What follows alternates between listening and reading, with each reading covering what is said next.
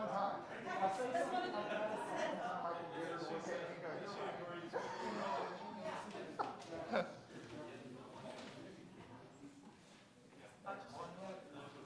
I did everything.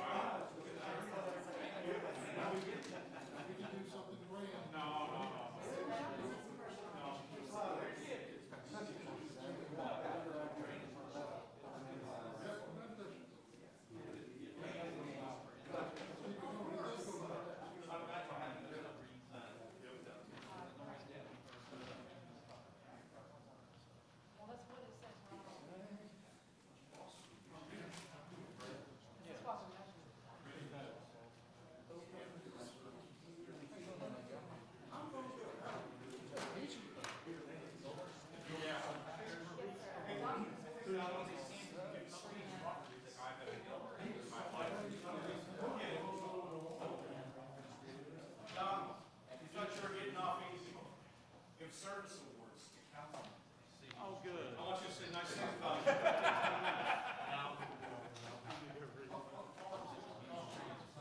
Yeah. Yeah, we got a game tonight. Congratulations, Dan. Sit down. Thank you.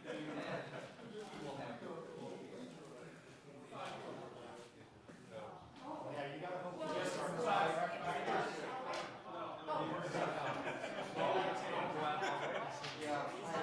Right now, I have my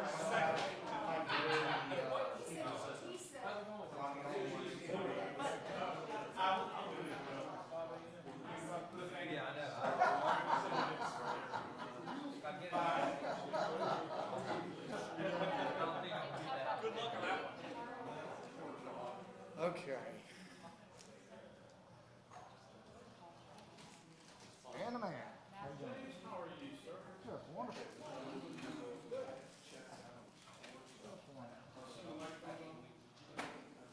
Yeah, we're ready.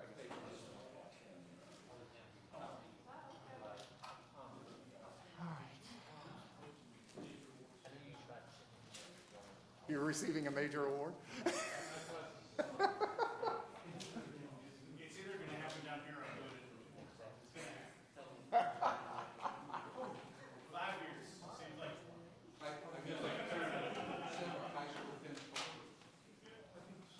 Just 6, you're eligible. Pat down. I'll need that.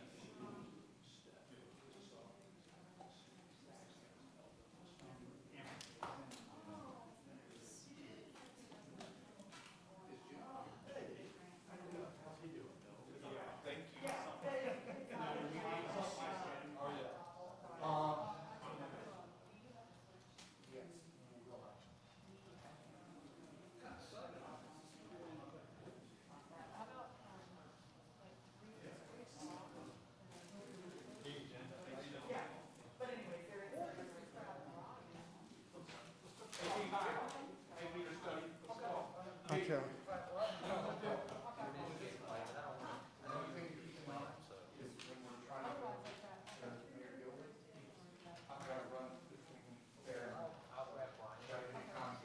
Don't ask Mayor a lot of questions.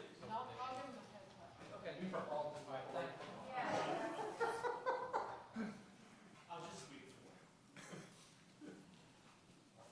Okay, if the rest of you would check in though.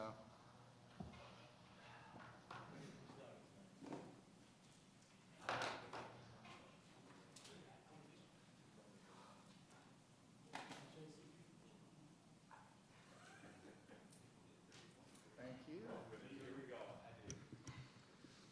Good afternoon and welcome to the January 11th meeting of the Alpharetta City Council meeting. Our mayor, Jim Gilvin, will be joining us virtually tonight. He had contact with a friend who may have had contact with a COVID patient, and so out of an abundance of caution, he felt it best to join us virtually. So he will be contributing to tonight's meeting as well. All right. Ms. Cobb, note for the record that all members of the council are here tonight, either in presence or virtually. All right, at this time, we will have the pledge to the flag.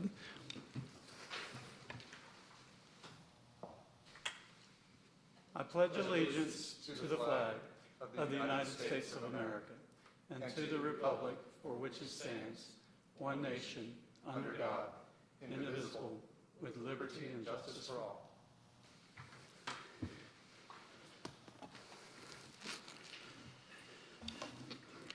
Before we proceed, please note that, for the record, that tonight's agenda will be amended slightly from the version published as we swap the order of two items in the under new business. The order of item C, fiscal year 2021, milling and resurfacing, and D, fiscal year 2021, local maintenance and improvement grant, and the agenda will be numbered accordingly. Also, a workshop item will be deferred tonight, and it's the one regarding the noise ordinance, so we will defer that, and so there will not be any discussion on that this afternoon. This moves us to the consent agenda now. The first item we need to address this evening is the consent agenda, and it includes two items: the minutes from December 14th meeting and consideration of an alcohol beverage license for the Quick Trip, number 800, located at 4975 Windward Parkway. The application is for retail package sales of beer and wine, as well as Sunday sales by a convenience store. The registered agent is Jonathan Shaw. Does any member wish to remove an item from the consent agenda? Is there a motion with regard to the consent agenda? So moved. Second. Okay, we have a motion by Councilmember Binder and a second by Councilmember Merkel. All those in favor of this motion, please vote yes or no accordingly.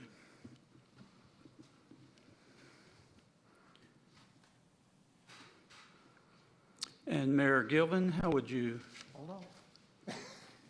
vote on this item?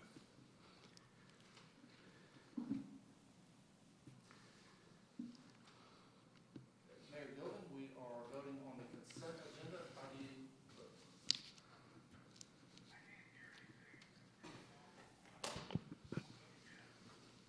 Okay. He votes yes. I'm not sure. Okay, so that gives us a unanimous vote on the consent agenda. And that also moves us to the old business as we continue to work on the technical issues involving our mayor tonight. To item number PH 2014, the Unified Development Code text amendments, updates to the International Building Code and Fire Code references, second reading. It's the second reading of the development consideration for text amendments of the Unified Development Code to amend dates associated with the current versions of the International Building Code and Fire Code. Ms. Cook, do you have anything to report on this second reading tonight?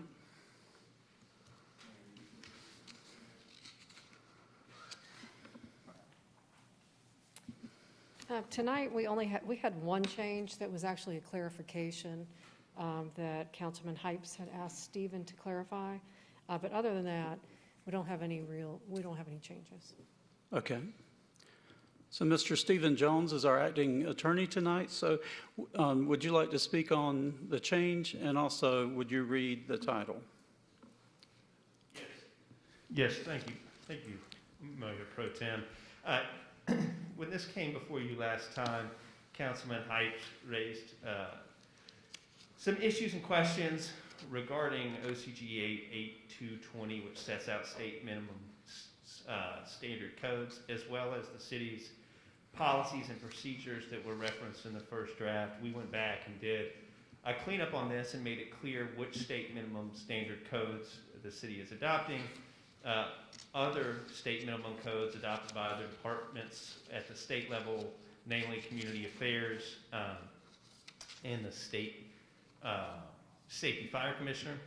We also incorporated by reference and attached to the ordinance the city's policies and procedures for permitting commercial buildings, residential buildings, and swimming pools, as well as the city's domestic sprinkler installation code.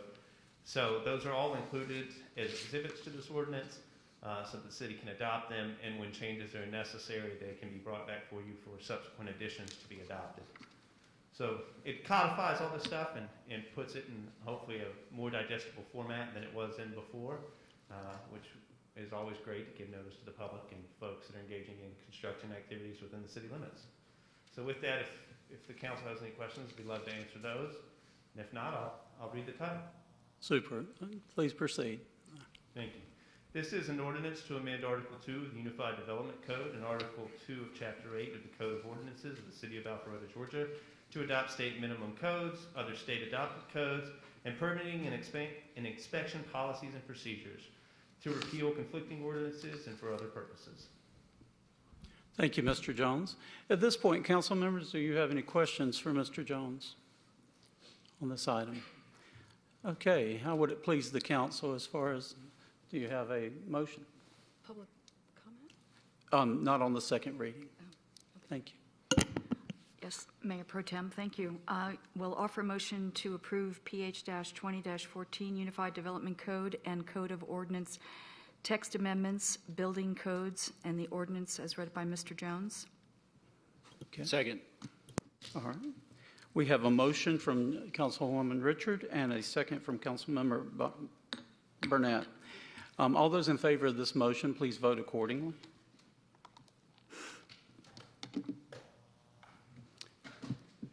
And we will wait to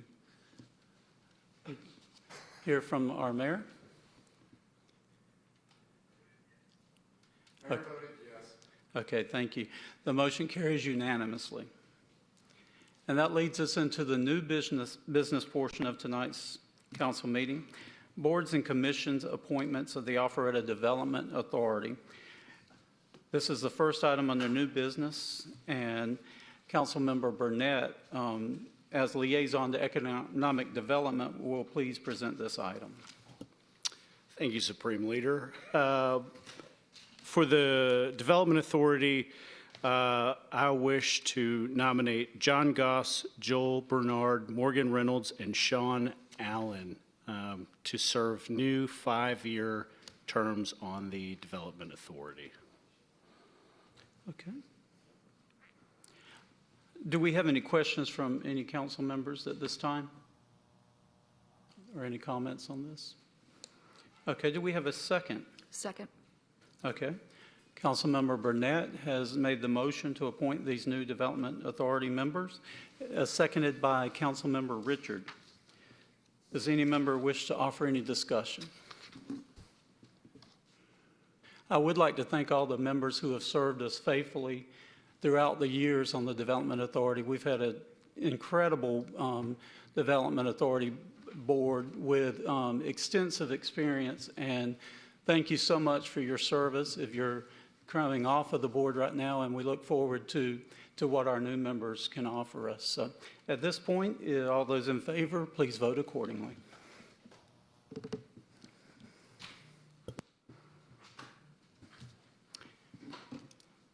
And currently, it's a positive vote. We'll wait to hear from our mayor. And we have a unanimous vote on the new appointments to our Development Authority as well. All right, the next item, which was going to be the noise ordinance, has been deferred in case you're just joining us right now. We will hear that at another date. And that brings us to the fiscal year 2021, the local maintenance and improvement grant. And I believe Director Sasevich has that item.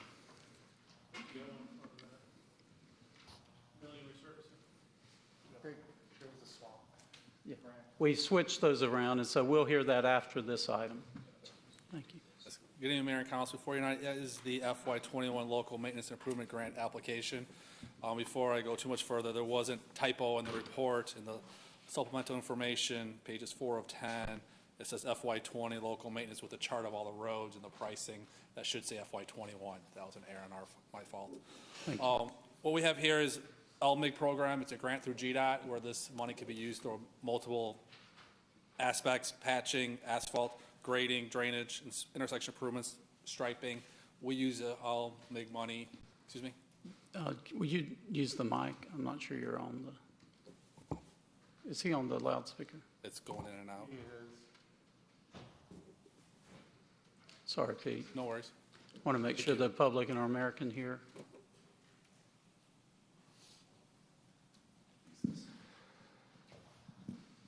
Is that better? Yes, thank you. All right. To go back, the LMIG program through GDOT applies to multiple avenues consisting of intersection improvements, manhole utility adjustments. We use it for our milling resurfacing project. There's a 30% match, so we receive a total of $573,943 through GDOT. Our match would be over $172,000. This is a very simple match for us because we put money towards our milling resurfacing capital budget every year to meet those requirements. So the total LMIG dollars for FY21, counting the match, will be $746,126.76.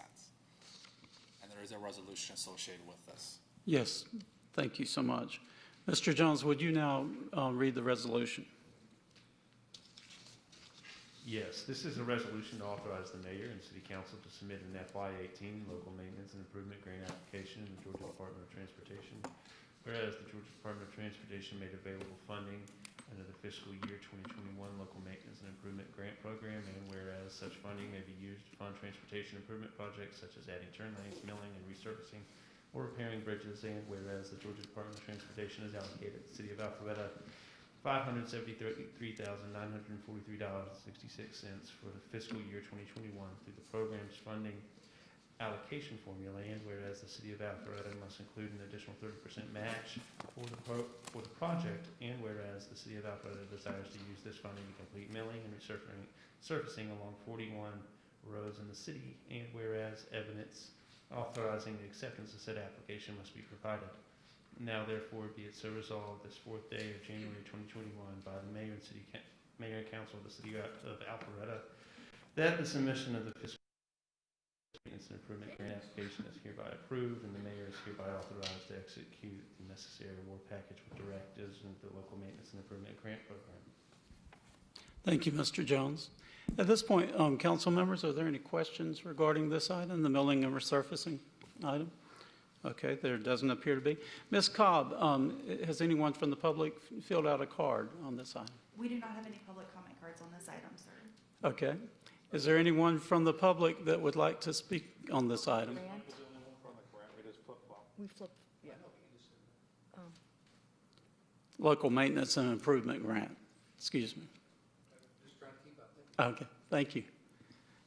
I see none, and so at this point, I will ask for a motion from our council. Mayor Pro Tem, I move that we adopt the attached resolution providing approval of the submission of the fiscal year 2021 local maintenance and improvement grant application to the Georgia Department of Transportation and authorize the mayor to sign the submittal letter and application forms. Okay, we have a motion from Councilmember Binder. Do we have a second? Second by Councilmember Burnett. At this point, all those in favor, please vote accordingly, or opposed, no.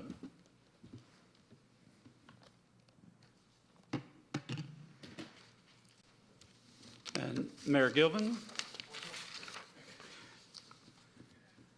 Voting yes. He voted yes. All right, so that also carries unanimously.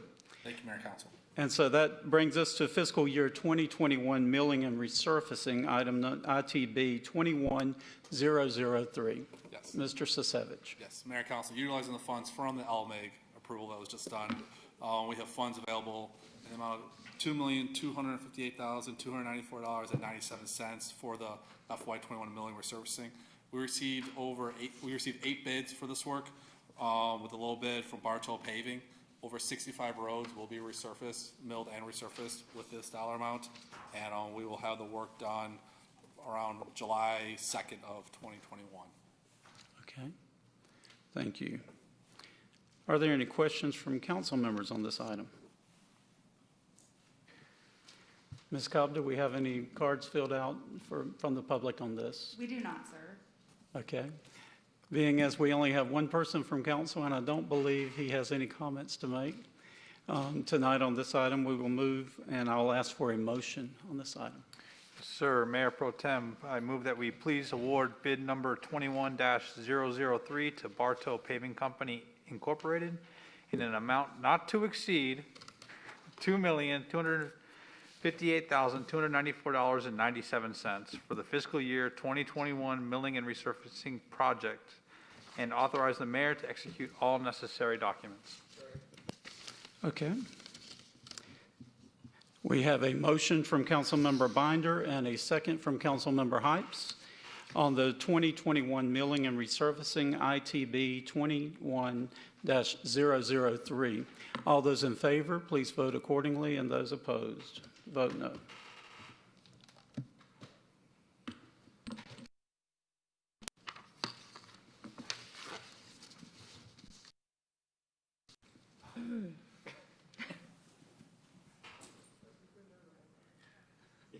Mayor votes yes. Okay, we once again have a unanimous vote on this item.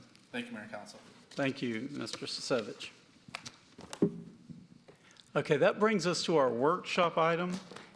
And these items are presented for the purpose of information and discussion and to provide guidance and direction to staff members on items that may come forward in the future for consideration. No public comments are taken, but votes are taken on this item. Our first one is the Safe Hotel Ordinance, and this will be presented by Director Robinson and also our City Administrator, Bob Regas, would like to add some comments on this item. So, Director Robinson? Good evening.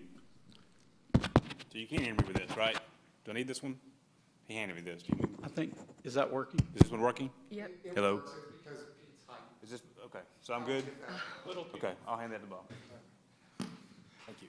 All right. Wanted to give you just a brief review of what our first full year of the hotel ordinance. A couple of things that we did. Public safety staff and community development staff went and met with each hotel individually, management and in some cases owners, and really had some productive meetings with them. I will say that at every hotel in the city, they were all more than positive about working with us to make sure that we're doing everything we can to maintain safe hotels in our great city. So that was good. And based on the current ordinance that's in place, now that we are done with 2020, we ended up having 5 hotels that are classified as Tier 2 hotels. You have, I think, the report there in front of you. Extended Stay America on Rockville Road, Extended Stay on Old Milton Parkway, 3329 Old Milton Parkway, Comfort Inn on Windward Parkway, Extended Stay on 3331 Old Mill Parkway, and Comfort Suites on Kingswood Place. So all 5 of those hotels were considered Tier 2 hotels based on the data and the measurements taking as far as our metrics that we use for the current ordinance. All other hotels were classified as Tier 1 hotels. Now, after this first year, I do have some recommendations from staff I wanted to share with you regarding some amendments we think would be more beneficial to this moving forward. One thing that we've observed is a lot of the calls that we have, the current ordinance is based on calls, period, across the board. And we have a lot of calls that are just simply not criminal in nature right now. I mean, I can give you a couple of examples of one of the hotels we had approximately 38 calls last year for service, where only 9 of those actually ended up being calls where criminal activity was determined. An arrest was made, a theft, something else that happened where the officer did a report and walked away going, okay, there was a crime committed there. So we are recommending that we change that and that we use a matrix that is based on actual criminal activity, not just calls for service. We came up with these tiers, Tier 1, and again, understanding, of course, the numbers are much lower than what we have in the current ordinance.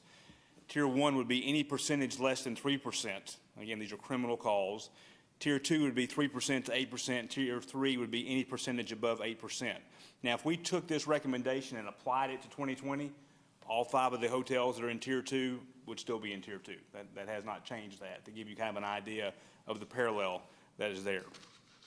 A few other recommendations we want to make is we want to require all guests responsible for checking into a room be at least 21 years old. All guests checking in must provide a valid ID and vehicle tag number. Allow all calls to count toward the service ratio. If you'll remember, the current ordinance does not incorporate calls from the front desk, and we feel like we need to take that out. We think every call should count. So any call that comes in, regardless of the source, if it's a criminal call, that needs to be counted in the ratio. Also, a quarterly review of statistics by our staff, by community development staff, and also by the city administrator. We will have a minimum of 2 meetings a year between public safety staff, community development staff, and each hotel's management and ownership.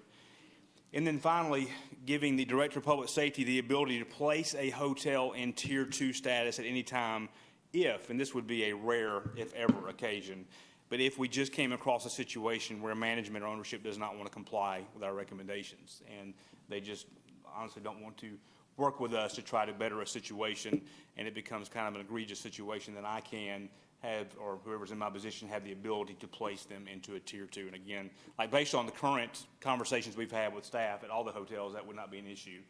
But somebody could come in later, take over, new ownership, new management, if they just don't want to work with us on making sure we're doing everything we can to apply this ordinance well, then the Director of Public Safety would have the ability to place that hotel into Tier 2. Questions about that, or do you want? Okay. Councilmember Dan Merkel, please. Thank you. He's been here for 5 years. You've been here 5 years, you got to give a name out. John, the only, Director, when I hear that you must be 21, I think about my daughter coming home at the age of 19 from college, finding out COVID's in the house and she's got to go get a room. She can't go. I was out of town last week. We were in an old school outdoor entry hotel, and there was 4 to 6 military guys that I could count. And we're there for the long weekend, and if they're 19 or 20. It's a valid point, right. In there, so I would struggle with making it 21 unless the hotel themselves want to make that Right. a requirement. So that's my only point. The rest of it, I'm fully agree with. It's a valid point, absolutely. Ben, Mr. Burnett.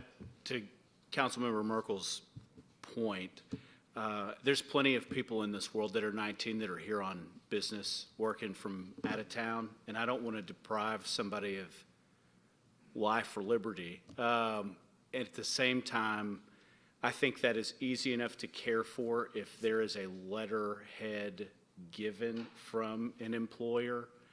If they're here, I think they have a different set of circumstances if they're a sole proprietor. But I think it's well-intentioned, but I don't know that it's like anything. It's not perfect. And I understand why you want to make that change, because the vast majority of 19-year-old kids checking into hotels are not checking in to work. That's right. But that's a valid point, absolutely. You both make a good point on that. But just to put it back on you from what you saw in the first year, any of these recommendations that you have, where is your biggest and your department's biggest gripe with what we put in place? And you can tell me anything, I don't care. Well, honestly, we felt like, because even some of the criminal calls we have if you just look at criminal calls, take a domestic. We have a lot of domestics at hotels, okay? So you have a domestic where, boyfriend, husband assaults his wife. We come in, we arrest him and go to jail. Even in a situation like that, it's hard for us as staff to directly hold the hotel responsible for that kind of behavior. I mean, obviously what we're wanting to do here, the goal is to make sure that hotel staff and management and ownership are doing everything they can to do their part in keeping these hotels safe. So with that thought process in mind, a lot of calls, you're talking anywhere from custody exchanges to suspicious person calls. A suspicious person call can be somebody walking across the parking lot to go to a racetrack, and has nothing to do with the hotel at all. But if we come out there, we just feel like we shouldn't be holding those kind of calls against the hotel, because it didn't even directly relate to somebody staying there, and we don't feel like that's a direct reflection of any issues that maybe we're trying to curtail here with the ordinance. Does that make sense? That was kind of our biggest thing, is let's make it more about actual real criminal calls and less about some of the frivolous, just off the wall calls that we get sometimes as well. So that was kind of our biggest takeaway from the first full year of having this. Okay. Thank you. And Councilmember Hypes has some questions. Director Robinson, a couple of things. What determines if it's a criminal call? Is it based on the call that's initiated, or is it based after the fact investigation? Does it start out as a call that would be clearly non-criminal but becomes criminal because what's found? How would you define That's a great question. I should have explained that before. I apologize. So basically, the way calls are labeled is not always what the actual call ends up being. All right. So if we show up and an officer shows up and is dispatched to a call, and they get there, and based on their interaction, based on their investigation, they determine then, okay, if we have a situation where we make an arrest, that's an obvious. If we have a theft, of some kind. I'm just giving a couple of examples. Anything like that where there's any potential opportunity that criminal activity is taking place, the officers determine that, it's in the report. So what we have to do now, and honestly, doing it this way is creating more work for our staff, but we feel like it's the right way to do it. We will go through each report and read it and go, okay, obviously the officer has notated there was a cell phone stolen, or there was, criminal activity, or drugs were found, whatever the case may be, and go from that. And so it's basically case by case, looking at each case, and if the officer determined while on the call that some kind of criminal activity had taken place. And that may be an arrest, that may be we don't have a suspect, that may be a car. We had one this weekend, a car was broken into in a parking lot, one of the hotels. Obviously, a crime has been committed. Well, you're getting toward my point. An alleged crime has been committed. Exactly. Right. So you're called out on a noise situation, but then on arrival, the officer goes into a hotel room and finds out there's alleged domestic dispute, and a report gets written up, and we can characterize that as a criminal call, but it's not, there's no outcome there. It's just based on whatever a charge or assertion would be in the report. In the initial report, and honestly, that is a challenge. Some of these situations, an investigation may take place, and it may be determined later on there was no crime committed, and this is where it gets a little muddy in determining what calls to apply and what not. So we at least try to take the big picture of all calls and narrow it down to a more specific range of responses by our staff. But even then, I mean, you're right. It's not even close to 100%. It's just we feel like if we're going to have an ordinance like this in place, we feel like this is a better way of doing it.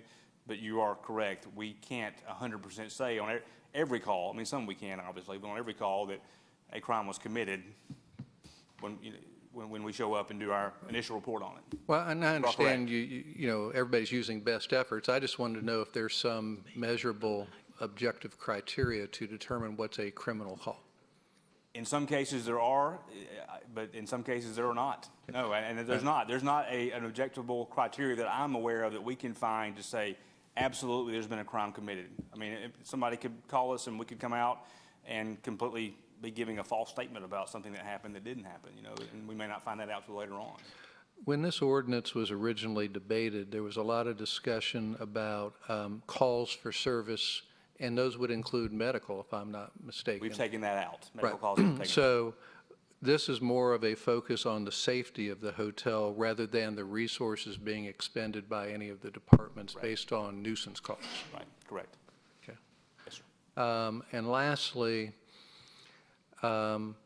you gave us a scenario where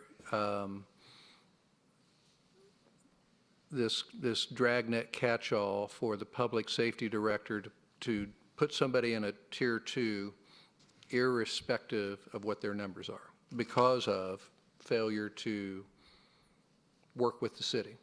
To adhere to our recommendations as staff regarding observed issue or concern for safety. Before we go down that road, take yourself out of the scenario. Let's, some successor of yours, and you would have no idea who it is. What's the good and the bad out of that? No, What could go wrong with that?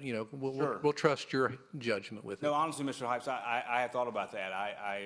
Pulling myself out, that could potentially, it could appear that could be misapplied or even abused, possibly. That's not the intent of this. And again, this is part of the difficulty we're having in trying to formulate, create or adjust this ordinance where we feel like it's as effective but also as fair as possible. But I certainly can understand the optics of that, and that's actually something that I have considered. Like, if somebody had it out for a manager at a hotel because they didn't get along or disagreed on something, I would literally have, or somebody in my position would have the ability to put them in tier 2. Although understanding tier 2 is financially not an issue. I mean, it's still just $1 for that, but there are some hoops they would have to jump through based on the ordinance, to meet that. So I certainly understand the optics of that. Okay. All right. Thank you. Okay. Next, we'll move to Councilmember Binder. Chief, just again going some of the questions Councilmember Hypes had. So if it was an issue, and I don't even know if this can happen or not, but like say if there was a theft me and I was staying at the hotel and said, no, I don't want to press charges. So would that be a report? It would still be a recorded crime. That would still count as a crime, because it would, Okay. it would be it would show in the report that a theft took place, and that's all. At that point, for now, that is meeting the criteria for what would be considered a criminal case that would be applied toward the matrix. Okay. Yes. And then things like drugs, finding drugs, that was part of it, but overdoses was part of medical, so it did Correct. not count. Correct. On the previous one, it doesn't count today, Correct. Okay. I trust your judgment on the metrics. I think we've discussed this. I appreciate the dialogue that we've had. I just said, don't mess with the curve, and you're not. You're having the same 5 people. I think the previous one, other cities were using, and it just kind of showed that there was smoke. And so you were able to still judge to see which ones were having more issues. And to Councilmember Hype's point of a use of our time, efficiency of time, this one you're judging the fires. So Right. it seems like a little bit more work for you. And if you feel like it's necessary, that's fine. I think kind of both ways work. But I appreciate you guys going through the exercises. Would love to hear more about the follow-ups you had with the hotels and how they've been working with you and the improvements, because it's all kind of led to let's help them out with like lighting, security cameras, and parking lot configurations, just so that you're coming out less, because there's less issues there. So And really just- appreciate the work you Absolutely. guys did. And just so you know, our teams went out, and we didn't observe many issues, if any at all, right, Kathy? When our folks went out, they're really, as far as lighting, security, things like that. So most, if not all, the hotels were in pretty good shape as far as that goes. But some of the recommendations we can make long-term also are not just physical, they also can be policy recommendations as well. And now we'll go to Councilmember Burnett with one last question, and then we'll have Director Regas make some comments. How many total calls did you have in 2020 that you put into this report? Total calls, I'd have to go look. How many? As far as every hotel? Yeah, I want to know if it's quantifiable. Is it 100? Is it 1,000? Is it I mean, I can 10,000? give you quickly the 5, but as far as the 5 hotels, You can speak up, Bob. Feel free. Sure, Bob. Around 2,000? yeah. 2,000. I mean, just from So, all- well, and one of the suggestions that I would have, to me, and if you guys wanted to opt somebody into a tier 2 status on the volition of public safety, $1 doesn't move me. No. And I think that if you were going to do that, it has to be, I think the juice has to be worth the squeeze. You have to get somebody's attention, and I don't think $1 is going to do that.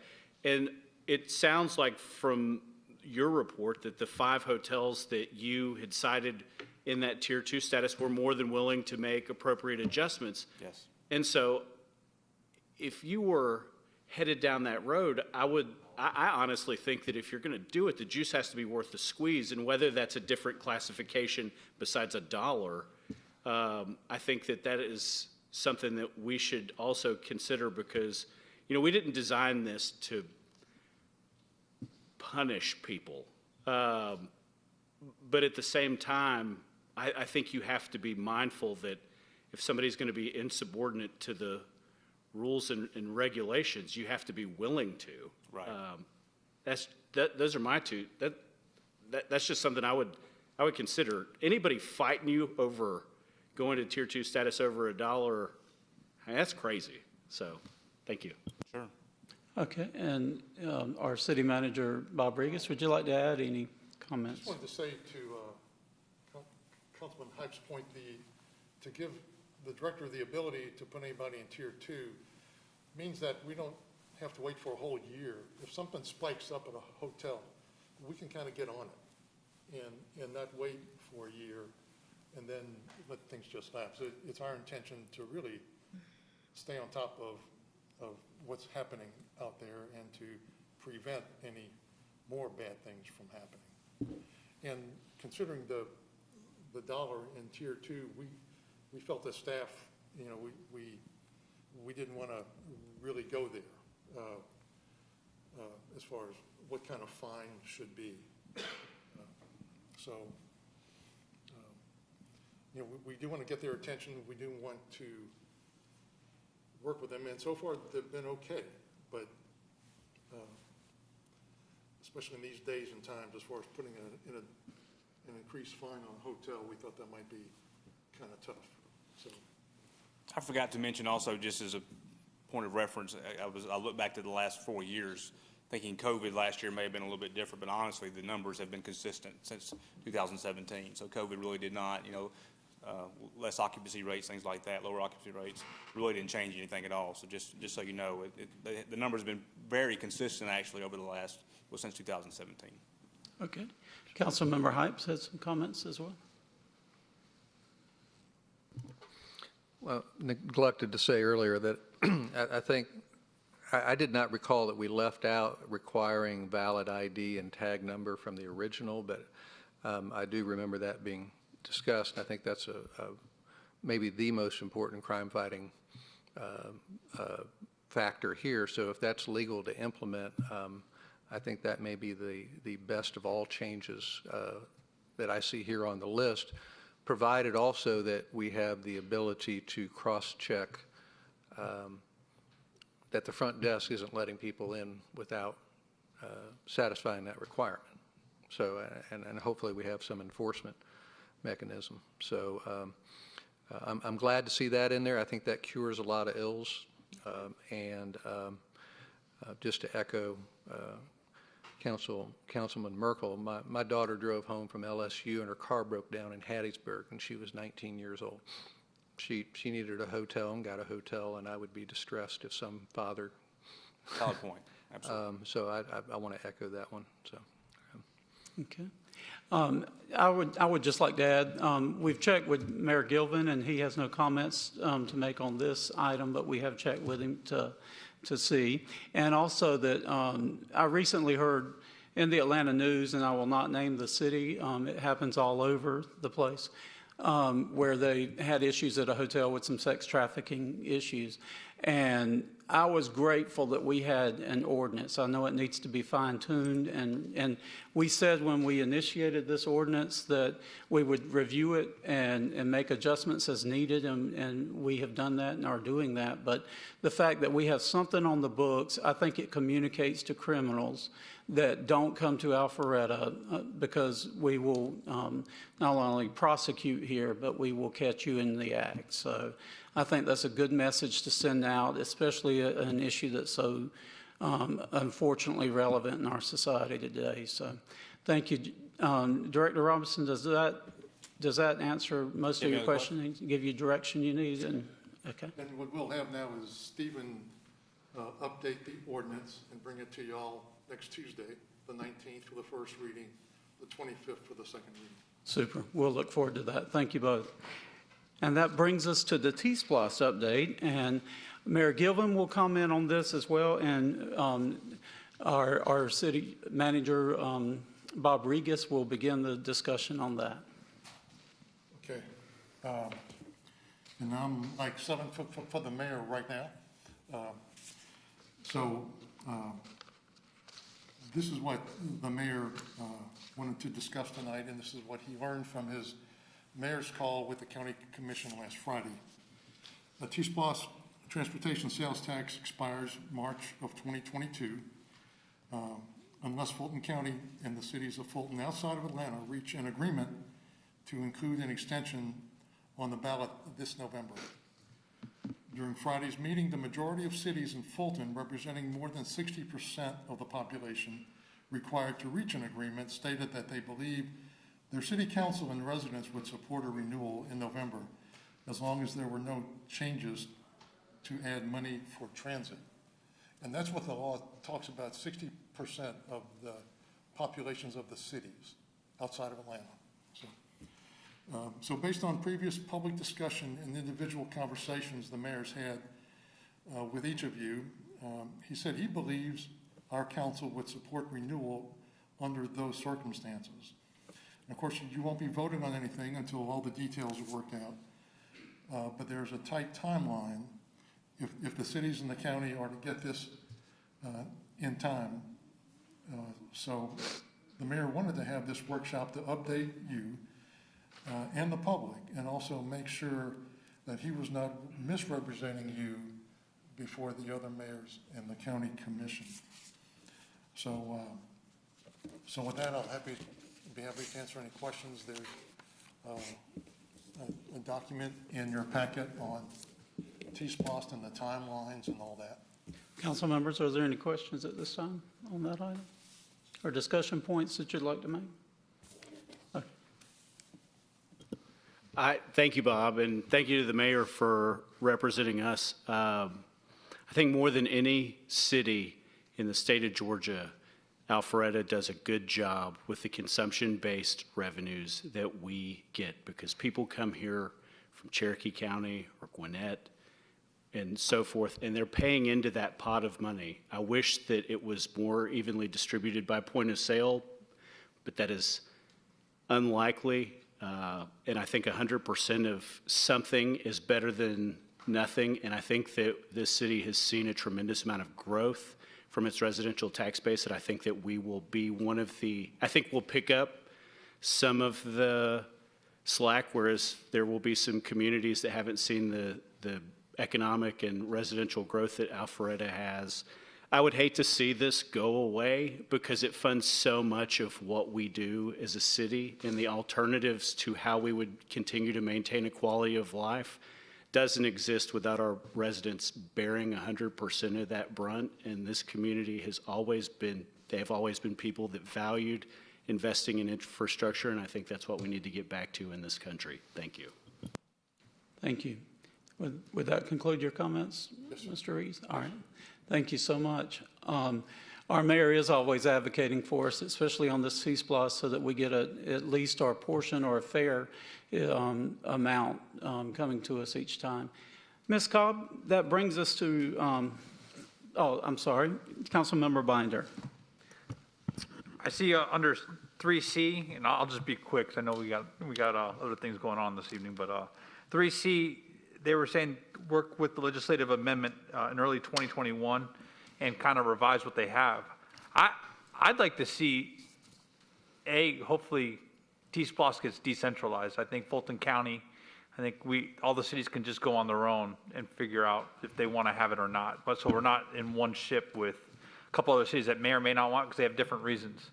Another one is I would hope that there's a chance that we could separate the issues of the city's T-Splost projects that we want versus the transit projects. We may not be there for transit, but we're definitely here for our T-Splost projects this year. So I would love to see if we can bring that to the county and our legislative group for North Fulton and all of Fulton to say, can we take at least a portion or all of our 3/4 of a penny and leave that to city's discretion, and then let's split out the transit and really work on that, and maybe have that as a 2021 discussion. So I don't know what you or the mayor would think about those recommendations. Okay, at this point, our Mayor Gilvin has some comments to make on this.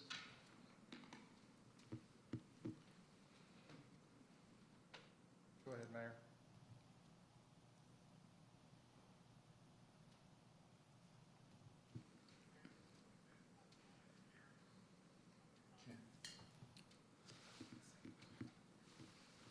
Mayor Gilvin, if you could hold on just one moment, it's hard to hear. Some of the comments they made. I do believe that it was in the best interest of the city, and I think consistently our council has voiced those opinions in public and in discussions with me. So that's why I just wanted to make sure that we were all on the same page and I wasn't misunderstanding any of the feedback that I've been getting. I think the chances are pretty good at this point that we will be able to come up with a new list and work with the other cities in the county to get it on the ballot in November. So I'm optimistic at this point, much more so than I was a couple of weeks ago, and I appreciate all the efforts that our staff and our council has put into this effort to this point. Thank you, Mayor Gilvin. Any other comments on this item? Okay. Now we'll move on to public comment. Ms. Cobb, do we have any cards or emails that have come in? We do not, sir. Okay. Is there anyone here that would like to make a comment? Mayor Gilvin, would you like to make a comment? He doesn't? Okay. All right. Do any council members have a report this afternoon? Councilmember Richard first, please. Thank you, Mayor Pro Tem. I just wanted to mention that our first CZIM for 2021 will be this Wednesday evening at 6 p.m. It'll be a Zoom CZIM. We have 3 applications, 2 residential developments, one on Thompson Street and one on Cumming Street, and then a rezoning for Brady Place. So that'll start at 6 o'clock. Thank you. Thank you. Councilmember Binder. I'd like to make an appointment with the announcement that John Goss is moving from the Planning Commission to the Development Authority. I'd like to announce I picked for Dana Davis to replace him in that role for Planning Commission. She currently serves as the Rec Commission, one of the Rec Commissioners. This will be effective at the end of this month, so she'll be allowed to have one more meeting with within the Recreation Commission. All right. Are there any other reports? Councilmember Merkel. Yes, so the Park and Rec Commission would currently be looking for a replacement. Okay. The chairs move around. Okay. Director Regis. Mayor and council, we just wanted to report back to you that,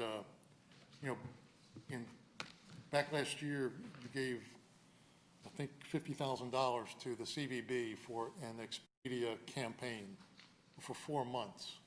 They're 2 months into it, and to date, 6,500 room nights have been booked into Alpharetta through that process. So been quite successful. They thought it would be. I'd say that's extremely successful. So Yes. They're appreciative of that, and we'll report back out when it's completed. The campaign goes through February 28th. Awesome. That's great news.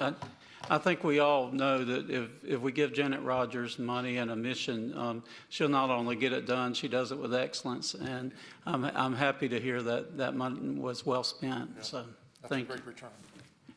All right. With no further reports, this January 11th meeting is adjourned, and Mayor Gilvin will join us at the next meeting, and that will begin at 6:30 in the future. So thank you.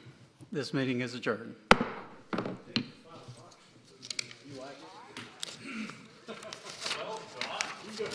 Okay.